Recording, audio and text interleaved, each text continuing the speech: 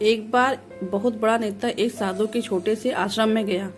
उसे साधु के बारे में बहुत सुना था, तो उसके मन में आया कि मैं एक बार जा देख के आता हूँ कि लोग उसकी इतनी तारीफ क्यों करते हैं। जब वह उस आश्रम में गया तो वहाँ पर एक छोटा सा कमरा था जहाँ पर एक कालीन बिछा हुआ था। वहाँ पर कुछ लोग नीचे बैठे हुए थे और साधु जी सामने बैठे हुए थे। कुछ सवाल जवाब चल रहा था। वह नेता उस आश्रम में आया और उस नेता के साथ में 4 बॉडीगार्ड भी थे और उसकी यह आदत थी कि जहाँ पर भी वह जाता था लोग अपनी जगह से खड़े हो जाते थे और उसकी तरफ देखते थे, हाथ जोड़ते थे और सर झुकाते थे। लेकिन यहाँ पर ऐसा कुछ भी नहीं हुआ। साधु व्यस्त होने के कारण उसकी तरफ देखा तक नहीं। तभी नेता को लगा कि यह मेरी बेइज्जती है और वह इस बात से गुस्सा हो गया। नेता ने थोड़े गुस्से से साधु की बात को बीच में काटते हुए कहा कि मैं आपसे कुछ कहना चाहता हूँ। साधु ने उसकी तरफ देखा और बोला, आप थोड़ी देर रुकिए, पहले मैं इनके सवाल का जवाब दे दूं, उसके बाद मैं आपसे बात करता हूँ। तब तक आप अगर चाहे तो आप बैठ सकते हैं। बस साधु का इतना कहने की ही देरी थी, नेता का चेहरा गुस्से से लाल हो गया और फिर उसने अपना सारा गुस्सा उस साधु पर निकाल दिया। अभी तक वह नेता बहुत तमीज से आप करके बात कर रहा था, लेकिन जब वह तू तड़ाक पर उतर आया, नेता ने उस साधु को कहा, तुझे पता भी है मैं कौन हूँ और तू किससे बात कर रहा है। साधु ने उसकी तरफ देखा और कहा, मुझे इससे कोई फर्क नहीं पड़ता कि आप कौन हैं, लेकिन आप जो भी कोई हैं, अगर आप चाहते हैं कि मैं आपके सवाल का जवाब दूं या आपसे बात करूं, तो आपको कुछ देर रुकना होगा। और साधु के यह कहते ही नेता गुस्से से पागल हो गया और वहीं सबके सामने चीखने चिल्लाने लगा, अब मैं तुझे तेरी असली औकात दिखाऊंगा। तूने मुझसे पंगा लेकर के ठीक नहीं किया। तुझे पता भी है मैं तेरे बारे में क्या सोचता हूँ।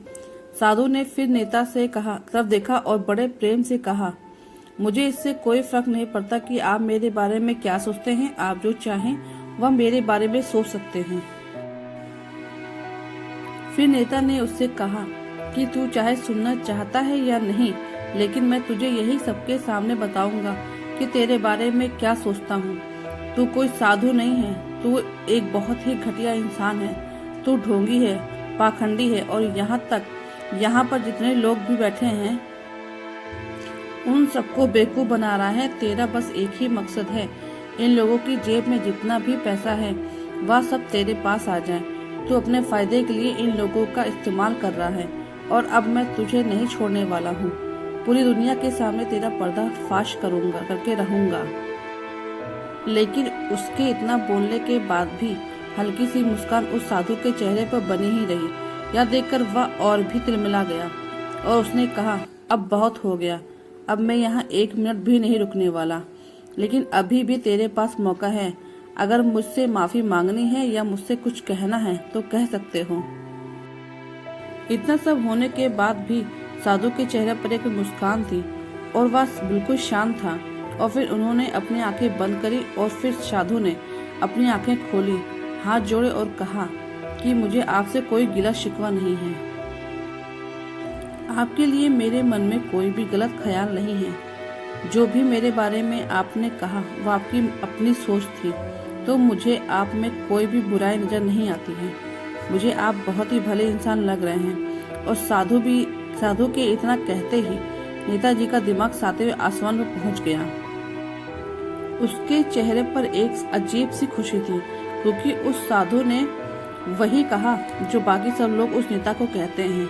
और वह खुशी खुशी उस आश्रम से अपने घर की तरफ चला गया और जा करके अपने पिताजी के साथ में बैठ गया। उसके पिताजी ध्यान में थे। उन्होंने पूरी जिंदगी सिर्फ लोगों की सेवा करी और बदले में कुछ भी उम्मीद नहीं किया। तो थोड़ी देर बाद जब उन्होंने अपनी आंखें खोली और देखा अपने बेटे को अपने साथ बैठे हुए, तो उनके बेटे के चेहरे पर आज एक अजीब सी खुशी थी जो आज से पहले उन्होंने कभी नहीं देखी थी। फिर उसने एक एक करके सब कुछ बताया कि आज क्या हुआ, किस तरह से वह आश्रम गया और वहाँ पर क्या हुआ, उसने क्या कहा और साधु जी ने क्या कहा। जब उसके पिताजी ने पूरी बात सुनी तो थोड़ा सा मुस्कुराए और अपने बेटे को देखकर बोले कि उन्होंने तुम्हारी तारीफ नहीं करी, क्योंकि उन्होंने वह नहीं कहा कि जो तुम हो, उन्होंने वह कहा कि जो वह खुद है। और तुमने जो कि कुछ उनको कहा, वो नहीं कहा कि जो वो हैं, बल्कि तुमने वो कहा जो तुम खुद हो। यही बात वेदों में भी कही गई है, यथा दृष्टि तथा सृष्टि।